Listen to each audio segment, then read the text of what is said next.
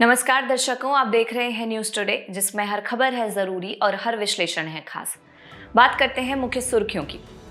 Cabinet ने संशोधित राष्ट्रीय गोकुल मिशन को मंजूरी दी। कैबिनेट ने संशोधित राष्ट्रीय डेयरी विकास कार्यक्रम यानी एनपीडीडी को मंजूरी दी। केंद्रीय मंत्रिमंडल ने कम मूल्य वाले भीम यूपीआई लेन देन यानी P2M को बढ़ावा देने के लिए प्रोत्साहन योजना को मंजूरी दी। मनरेगा के तहत रोजगार सृजन में 82% वृद्धि हुई। पत्तन आधारित विकास को बढ़ावा देने के लिए सागरमाला स्टार्टअप इनोवेशन पहल यानी S2I2 आरंभ की गई। भारतीय रिजर्व बैंक यानी आरबीआई ने भारत के विप्रेषण यानी रेमिटेंस के बदलते रुझान पर प्रकाश डाला। चलिए बुलेटिन की शुरुआत करते हैं और बढ़ते हैं पहली मुख्य खबर की ओर। कैबिनेट ने संशोधित राष्ट्रीय गोकुल मिशन को मंजूरी दी। केंद्रीय मंत्रिमंडल ने पशुधन क्षेत्र के विकास को बढ़ावा देने के लिए संशोधित राष्ट्रीय गोकुल मिशन यानी RGM को मंजूरी दी। चलिए सबसे पहले राष्ट्रीय गोकुल मिशन यानी RGM के बारे में जान लेते हैं। इसे 2014 में शुरू किया गया था तथा इसका उद्देश्य देसी गौजातीय नस्लों का विकास और संरक्षण करना, गौजातीय आबादी का आनुवंशिक उन्नयन करना, गौजातीय पशुओं के दुग्ध उत्पादन एवं उत्पादकता में वृद्धि करना है आदि। इसका कार्यान्वयन विभाग पशुपालन और डेयरी विभाग है। बात करें मिशन के अंतर्गत शामिल गतिविधियों की तो इसमें विरय केंद्रों का सशक्तिकरण करना, कृत्रिम गर्भाधान नेटवर्क बनाना, केंद्रीय मवेशी प्रजनन फार्मों का सुदृढ़ीकरण करना, किसानों का कौशल विकास करना एवं उनमें जागरूकता का प्रसार करना आदि शामिल है। आपको बता दें कि गोकुल ग्राम में एकीकृत देसी मवेशी विकास केंद्रों के रूप में 16 गोकुल ग्रामों की स्थापना का प्रावधान किया गया है। इसका उद्देश्य वैज्ञानिक और समग्र तरीके से देसी गौजातीय नस्लों का संरक्षण एवं विकास करना है।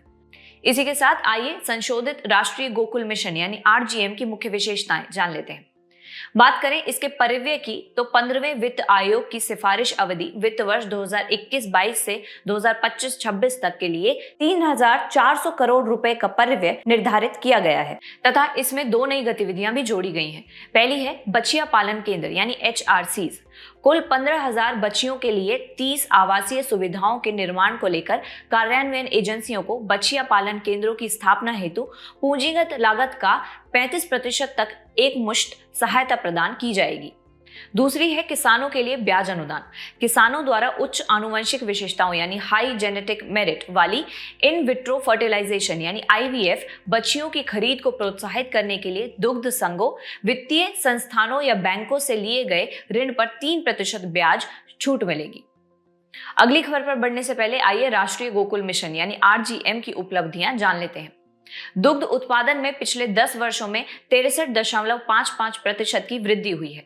वहीं बात करें प्रति व्यक्ति दूध की उपलब्धता की तो 2013-14 में 307 ग्राम प्रतिदिन से बढ़कर 2023-24 में 471 ग्राम प्रतिदिन हो गई है। वहीं डेयरी उत्पादकता में पिछले 10 वर्षों में 26.34% की वृद्धि हुई है। और आखिर में है कृत्रिम गर्भाधान। मिशन के तहत राष्ट्रव्यापी कृत्रिम गर्भाधान कार्यक्रम यानी NAIP 605 जिलों में किसानों के घरों पर मुफ्त कृत्रिम गर्भाधान सुविधा प्रदान करता है। चलिए अब बढ़ते हैं अगली मुख्य खबर की ओर। कैबिनेट ने संशोधित राष्ट्रीय डेयरी विकास कार्यक्रम NPDD को मंजूरी दी। संशोधित NPDD का उद्देश्य डेयरी संबंधी अवसंरचना का आधुनिकीकरण और विस्तार करना है।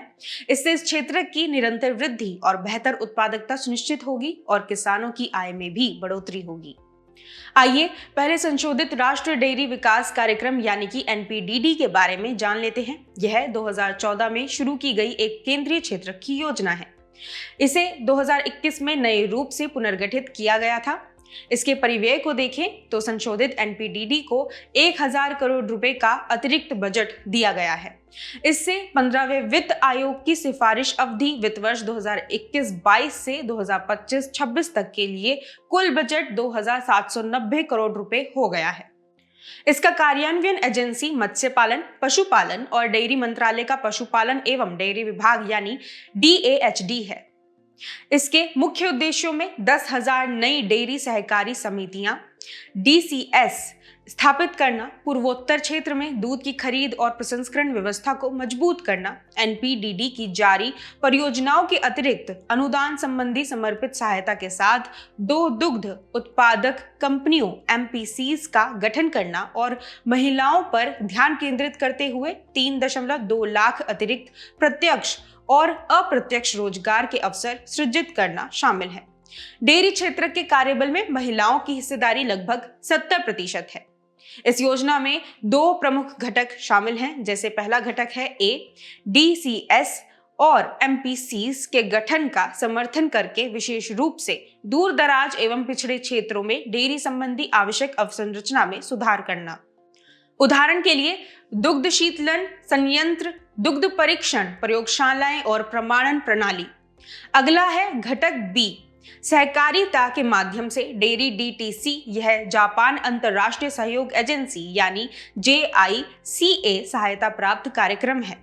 इसका उद्देश्य 9 राज्यों में उत्पादन, प्रसंस्करण और विपणन संबंधी अवसंरचना में सुधार करके डेयरी सहकारी समितियों का संधारणीय विकास करना है। आइए राष्ट्रीय डेयरी विकास कार्यक्रम यानी एनपीडीडी की उपलब्धियां भी जान लेते हैं। रोजगार 30,000 से अधिक प्रत्यक्ष और अप्रत्यक्ष रोजगार प्रदान किए गए हैं। दुग्ध खरीद क्षमता को देखें तो दुग्ध संग्रहण क्षमता में 100.95 लाख लीटर प्रतिदिन का इजाफा हुआ है। वहीं अत्याधुनिक प्रौद्योगिकी को समझें तो 51,777 से अधिक ग्राम स्तरीय दुग्ध परीक्षण प्रयोगशालाओं को मजबूत किया गया। 123.33 लाख लीटर की संयुक्त क्षमता वाले मिल्क कूलर स्थापित किए गए। 232 मिलावट का पता लगाने हेतु डेयरी संयंत्रों में उन्नत प्रणालियां स्थापित की गई हैं आदि। चलिए बढ़ते हैं अगली मुख्य खबर की ओर। केंद्रीय मंत्रिमंडल ने कम मूल्य वाले भीम यूपीआई लेन देन यानी P2M को बढ़ावा देने के लिए प्रोत्साहन योजना को मंजूरी दी। यह योजना यूपीआई पर्सन टू मर्चेंट यानी P2M लेन देन को कवर करेगी। इसे वित्त वर्ष 2024-25 के लिए 1500 करोड़ रुपए के अनुमानित परिव्यय के साथ लागू किया जाएगा। सबसे पहले आइए योजना की मुख्य विशेषताएं जान लेते हैं। बात करें प्रोत्साहन की तो छोटे व्यापारियों की श्रेणी से संबंधित 2000 रुपए तक के लेन देन के लिए प्रति लेन देन मूल्य पर 0.15% का प्रोत्साहन प्रदान किया जाएगा। आपको बता दें कि प्रोत्साहन राशि का भुगतान प्राप्तकर्ता बैंक यानी व्यापारी के बैंक को किया जाएगा और इसे जारीकर्ता बैंक या ग्राहक का बैंक, भुगतान सेवा प्रदाता बैंक तथा ऐप प्रदाताओं के साथ साझा किया जाएगा। बात करें इसके उद्देश्यों की तो इसमें स्वदेशी रूप से विकसित भीम यूपीआई प्लेटफॉर्म को बढ़ावा देना शामिल है तथा वित्त वर्ष 2024-25 में 20,000 करोड़ रुपए के कुल लेन देन का लक्ष्य हासिल करना भी तथा फीचर फोन आधारित यूपीआई 123 पे और ऑफलाइन यूपीआई लाइट या यूपीआई लाइट एक्स भुगतान समाधान जैसे नवोन्मेषी उत्पादों को प्रोत्साहित करना भी इसमें शामिल है। इससे देश के टियर 3 से टियर 6 शहरों तक विशेष रूप से ग्रामीण और दूर दराज के क्षेत्रों में यूपीआई का विस्तार करने में मदद मिलेगी। वहीं इसका मुख्य लाभ छोटे व्यापारियों को बिना किसी अतिरिक्त लागत के यूपीआई सेवाओं का लाभ उठाने में सक्षम बनाना है। इससे पहले 2020 में भीम यूपीआई लेन देन को बढ़ावा देने के लिए मर्चेंट डिस्काउंट रेट यानी MDR को 0 कर दिया गया था। आपको बता दें कि MDR वह दर है जिस पर व्यापारियों से debit card, credit card, net banking और डिजिटल वॉलेट के माध्यम से भुगतान स्वीकार करने पर शुल्क लिया जाता है। आइए भारत इंटरफेस फॉर मनी यानी भीम 2016 के बारे में जान लेते हैं। यह एक भुगतान ऐप है जो यूनिफाइड पेमेंट्स इंटरफेस यानी यूपीआई का उपयोग करके सरल, त्वरित एवं आसान लेन देन को सक्षम बनाता है। यूपीआई एक ऐसी प्रणाली है जो कई बैंक खातों को एक ही मोबाइल एप्लीकेशन में सम्मिलित करने में सक्षम बनाती है। इसमें बैंक स्वेच्छा से भागीदार बनते हैं। आपको बता दें कि इसे डिजिटल भुगतान को बढ़ावा देने के लिए भारतीय राष्ट्रीय भुगतान निगम यानी NPCI ने विकसित किया है। बात करें इससे संबंधित सुर्खियों की तो सबसे पहले है NPCI इंटरनेशनल पेमेंट्स लिमिटेड यानी NIPL। आपको बता दें कि NIPL ने सिंगापुर स्थित भुगतान कंपनी के साथ साझेदारी की है ताकि वैश्विक स्तर पर यूपीआई की स्वीकार्यता बढ़ाई जा सके। इसी के साथ इसे 2020 में NPCI की पूर्ण स्वामित्व वाली सहायक कंपनी के रूप में शामिल किया गया था। यह भारत के बाहर घरेलू कार्ड योजना, रुपे और मोबाइल भुगतान समाधान यूपीआई के विस्तार के लिए समर्पित है। अगली खबर पर बढ़ने से पहले यूपीआई की मुख्य विशेषताएं जानते हैं।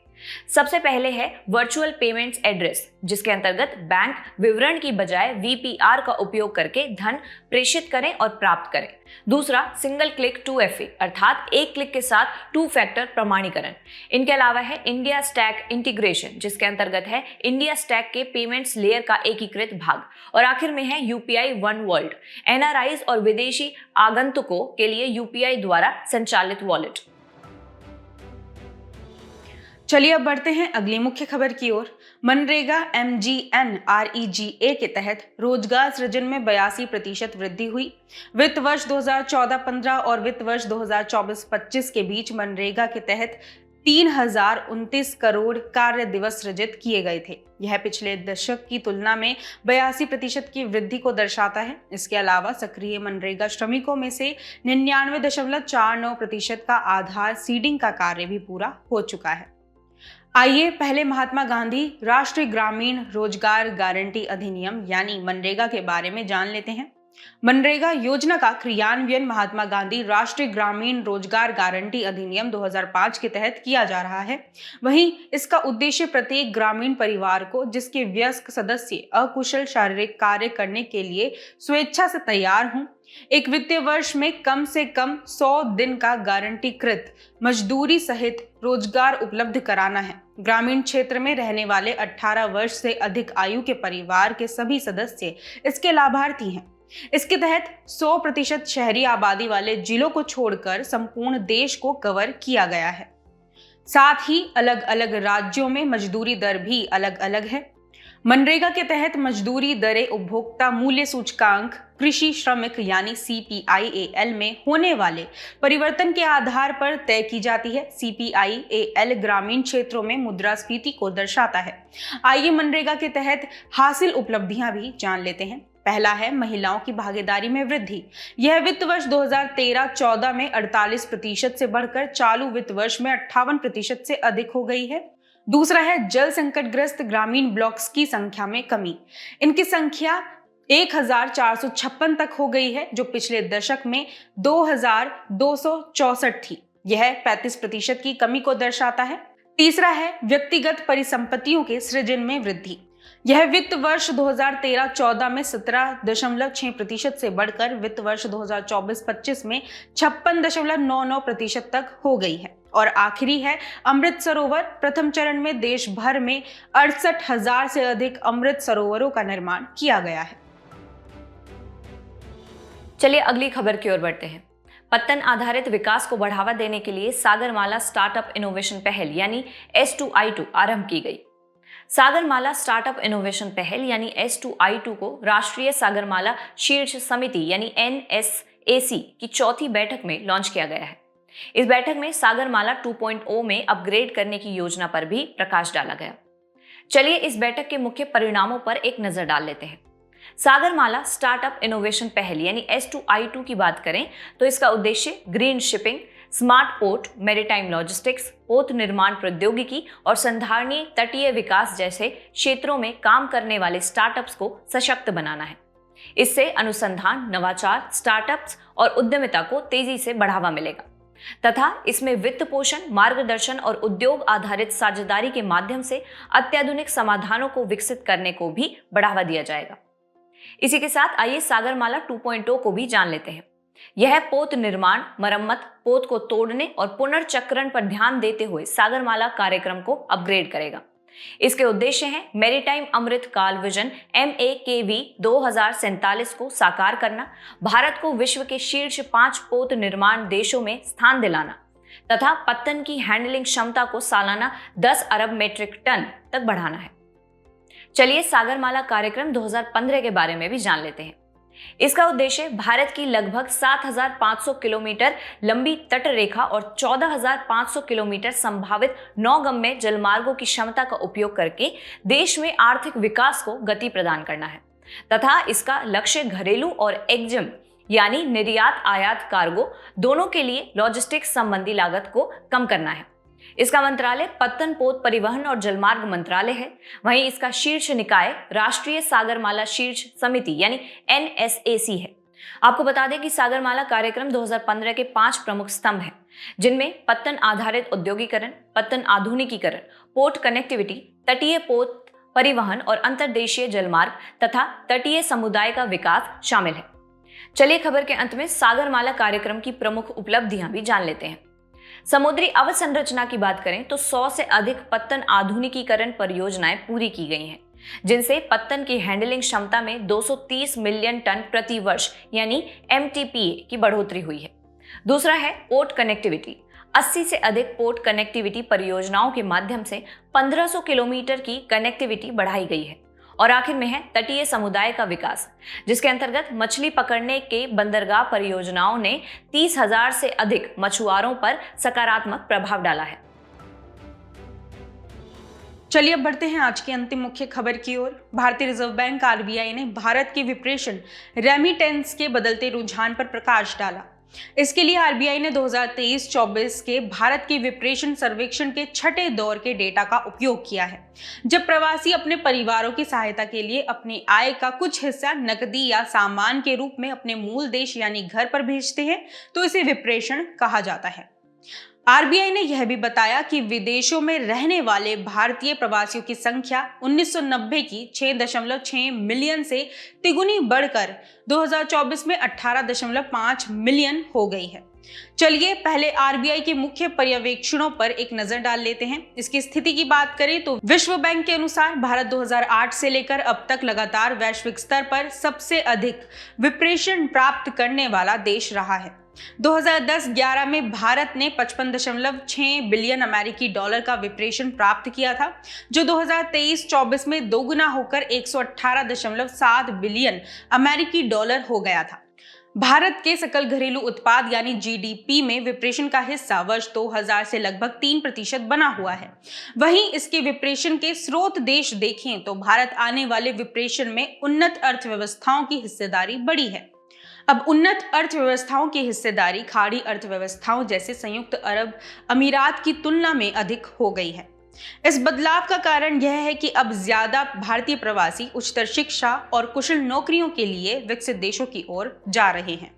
विप्रेशन का सबसे बड़ा योगदानकर्ता संयुक्त राज्य अमेरिका और यूनाइटेड किंगडम से आने वाला विप्रेशन लगभग दोगुना होकर कुल विप्रेशन का 40% हो गया है। इसके राज्यवार वितरण को समझें तो महाराष्ट्र सबसे अधिक विप्रेशन प्राप्त करने वाला राज्य बना हुआ है। इसके बाद केरल और तमिलनाडु का स्थान है। वहीं इसके विप्रेशन की लागत में कमी को देखें तो भारत में विप्रेशन भेजने की लागत वैश्विक औसत से कम है, जिसका मुख्य कारण डिजिटल लेन देन का बढ़ता उपयोग है। आखिर में आइए विप्रेशन का महत्व समझते हैं। विप्रेशन भारत के व्यापार घाटे का लगभग 42% का वित्त पोषण करता है। भारत में आने वाला विप्रेशन अंतर्वाह विदेशी प्रत्यक्ष निवेश FDI से लगातार अधिक रहा है। साथ ही रहन सहन की गुणवत्ता में भी सुधार होता है, जैसे परिवार का खर्च, शिक्षा आदि। चलिए बुलेटिन के आखिर में बढ़ते हैं आज की संक्षिप्त सुर्खियों की तरफ। लोकसभा सचिवालय और इलेक्ट्रॉनिक्स एवं सूचना प्रौद्योगिकी मंत्रालय ने AI संचालित बहुभाषी संसदीय परिचालन के लिए संसद भाषिणी पहल विकसित करने पर सहमति व्यक्त की। फिलीपींस ने भारत से स्क्वाड अलायंस में शामिल होने का आग्रह किया। यह एक अनौपचारिक मिनीलैटरल यानी लघु पक्षीय गठबंधन है। इसमें संयुक्त राज्य अमेरिका, जापान, ऑस्ट्रेलिया और फिलीपींस शामिल है। टेलीमेटिक्स विकास केंद्र ने दूरसंचार और IT क्षेत्रकों के लिए अत्याधुनिक इंक्यूबेशन कार्यक्रम समर्थ का शुभारंभ किया। जलवायु स्थिति 2024 रिपोर्ट को विश्व मौसम विज्ञान संगठन द्वारा प्रकाशित किया गया है। WHO के अनुसार वायुमंडल में ग्रीन हाउस गैसों का स्तर पिछले 8 लाख वर्षों में सबसे अधिक है। विश्व आर्थिक मंच के तहत अपलिंक इनिशिएटिव से 2023 से 2024 के दौरान कार्बन उत्सर्जन में 1,42,400 टन की कटौती हुई। रक्षा मंत्रालय ने भारतीय वायुसेना के लिए लो लेवल ट्रांसपोर्टेबल रेडार यानी LLTR अश्विनी की खरीद हेतु भारत इलेक्ट्रॉनिक्स लिमिटेड के साथ पूंजी अधिग्रहण अनुबंध पर हस्ताक्षर किए। भारतीय और अमेरिकी कंपनियों ने एंटी सबमरीन वॉरफेयर के लिए वेव ग्लाइडर, एक ऑटोनॉमस सरफेस वेसल यानी ASV को संयुक्त रूप से विकसित करने के लिए समझौता ज्ञापन यानी MOU पर हस्ताक्षर किए। सर्बिया ने बेलग्रेड में प्रदर्शनकारियों को हटाने के लिए प्रतिबंधित सोनिक वेपन के इस्तेमाल से इनकार किया। आपको बता दें कि इन सोनिक वेपन को एकॉस्टिक वेपन भी कहा जाता है। एक अध्ययन में इस तथ्य का खुलासा हुआ है कि माइक्रो लाइटनिंग ने पृथ्वी पर जीवन की उत्पत्ति में अहम भूमिका निभाई है। यह नवीन खुलासा मिलर-यूरे परिकल्पना को चुनौती देता है।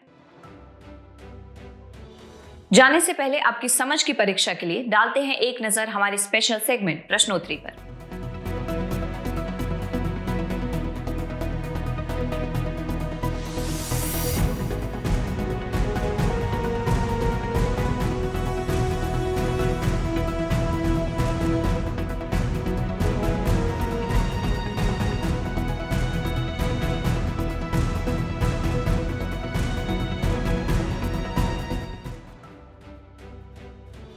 हमसे जुड़ने के लिए आपका धन्यवाद। उम्मीद है न्यूज टुडे का यह बुलेटिन आपको पसंद आया होगा। न्यूज टुडे की पीडीएफ को डाउनलोड करने के लिए और आज की क्विज के उत्तर के लिए डिस्क्रिप्शन में दिए गए लिंक्स पर क्लिक कीजिए।